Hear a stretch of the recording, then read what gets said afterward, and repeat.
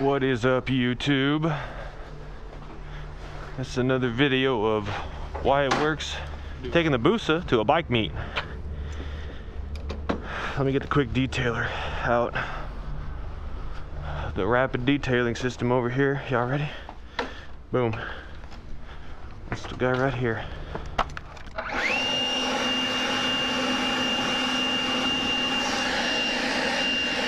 Oh no, how could I let it get dusty and dirty? How dare I?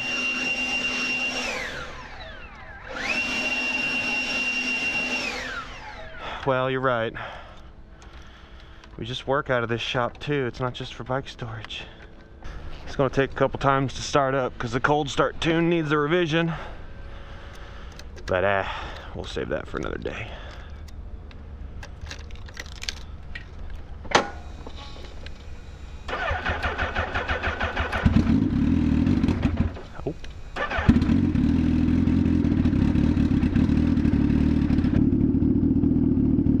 I pulled up to this meet earlier on the electric bike, and it was kind of popping. I didn't think it was gonna be big enough for this, and I still don't think it's big enough for me to like pull this bike out. But we need to keep it ridden, you know. You gotta keep it going. I need to take it to the tuner. All right, we're at 100 degrees engine coolant, so I'll take off. Oh man. Such a different motorcycle. It's completely different, dude. I honestly like the e-bike. I don't know, it's different strokes, really. I mean, the e-bike I really like because it's a super relaxing ride. It really is. It isn't a turbo hayabusa, so I don't know. And even then, riding this bike around, putting it around town, it's like plowing fields with a racehorse. Yeah, it's just a little private meet that they got going on at a bike dealership. You know? Oh, shit.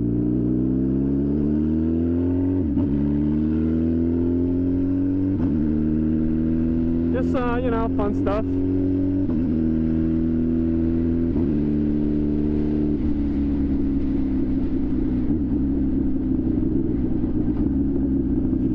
But if y'all ain't never seen this bike before, it's a 2003 Suzuki Hayabusa Gen 1 that is a turbo build.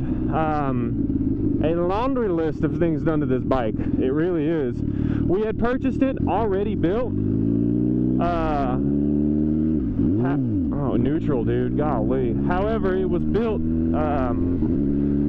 It was like one of the cheaper Hayabusa builds, and inevitably it was a cheap Busa build and I blew it up, like I was talking about. You either do it cheaply and you blow it up, or you spend a fortune and you could still blow it up. This thing could still blow up. I'm just saying. You never know.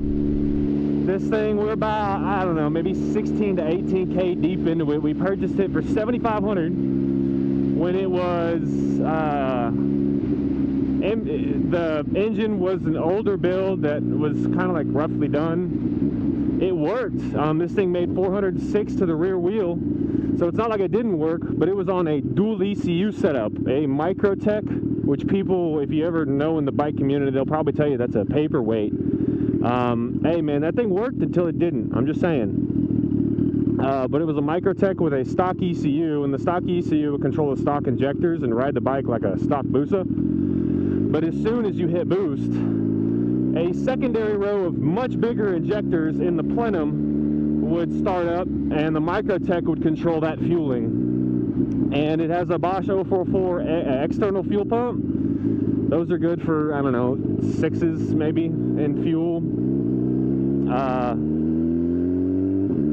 And its other fuel was C16, but now we have flex fuel on a max ECU controlling one set of ID 1050 injectors in the stock position, and then like that's really it. It's just one computer that controls everything. The air shifter runs through the factory computer. The boost control runs through the factory. Boost control runs through the max.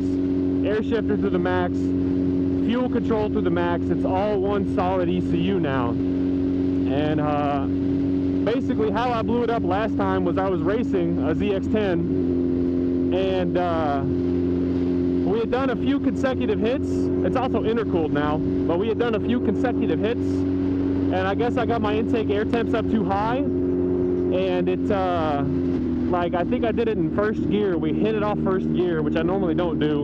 It slapped limiter and then it started misfiring. I was like, huh, that's weird. It developed a misfire. I thought it blew the spark plug tip off or something like that. Well, we get back to the shop, and I started looking around the bike for, like, you know, other things while I was pulling the spark plugs out, and I noticed there was a lot of oil around the breather, like a lot of oil, and I was like, uh-oh, that's not good. Why do I have excessive crankcase pressure? Well, lo and behold, popped the ringland on cylinder number 2, because I assume when it hit limiter, the two ECUs have two different styles of fueling, and I don't think, I gotta get oil pressure. I gotta get everything. This thing's such a highway cruiser, it's nuts. But I assume when it hit limiter, it pulled fuel, because the factory ECU has a fuel cut limiter, and I think the Microtech has ignition cut. When you're running a boosted engine, you never, ever pull fuel, because if you run lean under excessive cylinder pressures that you have with a turbo, you will blow a ringland, you will melt a hole in a piston, you will do something. But I have the damaged piston in the shop. It's on the wall of death that we have, which is all the things we've killed. But anyway, we rebuilt the bike with CP pistons. Millennium redid the cylinders. Really didn't hold back on it. These are top shelf pistons, man, and I'll put the thing back together and it runs great. We put a max standalone in it, redid the intercooler, put a whole intercooler in it, RCC Turbo's intercooler. That's on this secondary switch over here. And flex fuel, new sensors,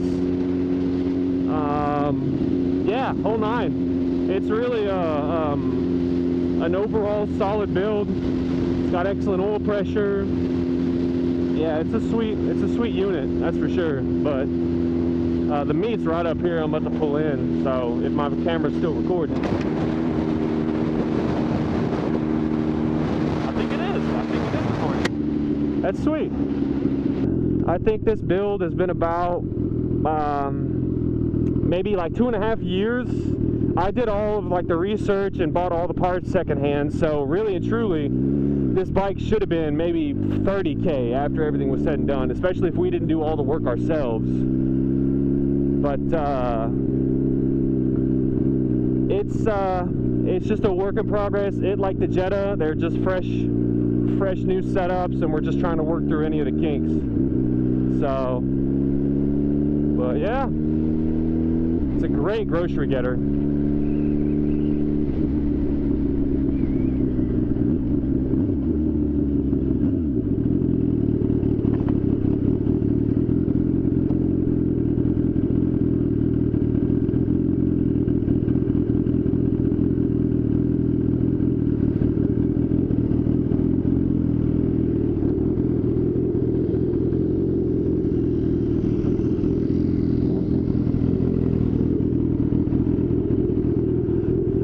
Back this goddamn school bus in here.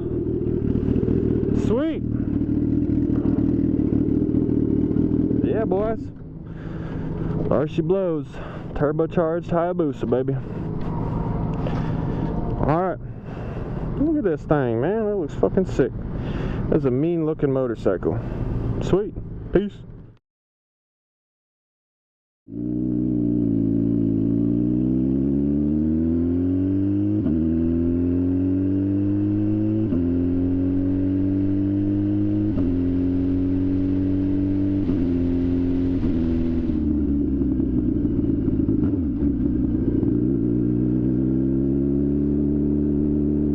Go back to the shop and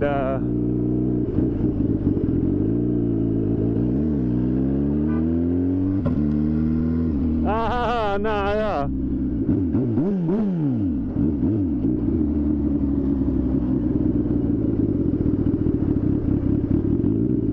Everybody loves it. Everybody loves it. Ah. When we do start posting more videos on this, if it's going to be anything racing, it's going to be like roll racing stuff.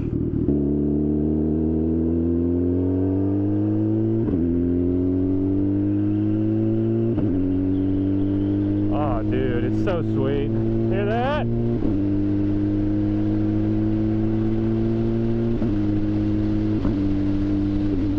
Oh my god, dude, I fucking love this bike. I started learning about bikes a long time ago. Man, I started picking up on like MotoGP and like superbike stuff, right? So the first time I ever saw one that I like really liked was a Suzuki. It was a Gixxer 1000 with, I think it was white wheels, white bike with like blue and green accents, I think. And oh my gosh, like the new Kawasaki's ZX14 paint style, that kind of all the way the colors are set up. I love it. I love it, love it, love it. And that was the first time I ever learned about crotch rockets. And so I started picking up more knowledge about them and about how fast they are and how much, like, as a mode of transportation, I was a little kid and I was like, oh, they make these things. I didn't know that. Then I found out about the Hayabusa and how it's like it's a Grand Touring. They don't ever straight up say that it's like a fast bike, but it is. And the shape of it, the whole design of like the smooth taper and curves on everything to help it with top speed aerodynamics. And then I found out you could turbocharge these things. Well, that very quickly turned into a love of these motorcycles. So like since I was 15 years old, man, I've loved these turbo bikes and I've wanted one for a long time. And we just kind of lucked into it with my buddy getting one. And couldn't, you know, he wanted out of it because it turns out it's actually really hard to sell these things, funny enough. You have to find a very specific buyer who wants it, who has the money to drop on a bike, but doesn't want to get a new bike, wants to get something that's extensively modified, right? So believe it or not, it's actually kind of a bitch to sell this. So we ended up buying him out of it for what he bought into it for. Had it for about a month, blew it up, rebuilt it, and man, ever since then I haven't been wanting to ride the bike. Like, we put it back together and I swear I don't want to ride this thing. I want to put it in the garage and just look at it. I just want to look at it for the rest of existence because it looks so cool to me. And I'm really lucky that I've had the opportunity and the father that, you know, has helped financially significantly pull this bike off. Like, he and I work together and it's all his bike. I'm not going to take credit for that or anything like that, but he and I worked together to build a pretty sweet bike. It all came together really well with Greg Smith's Boost by Smith kit. The plug and play into a factory harness, man. I can't complain about this thing at all. Max ECU, it's really straightforward to set up. You know, overall, it's just it's a blast. It's been a really fun experience.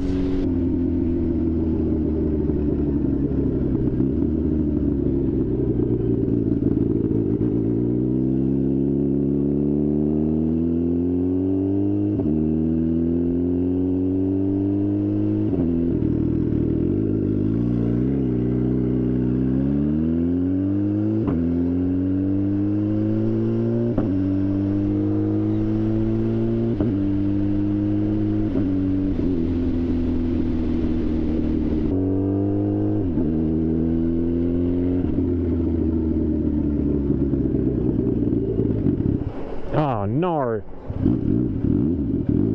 Drop start it. If y'all like the videos, if you want to see more content of this bike, like I said, give me a follow. If you don't think the video was that interesting, don't follow. My feedback is based off of who likes my stuff and who don't. It's got to be natural. If you like this stuff, if you want to see more about this bike, follow the channel. Follow me on Busa Bryce, Busa_Bryce. all lowercase, VRYCE on Instagram. And you'll see more stuff about this thing soon. Anyway, see y'all. Peace.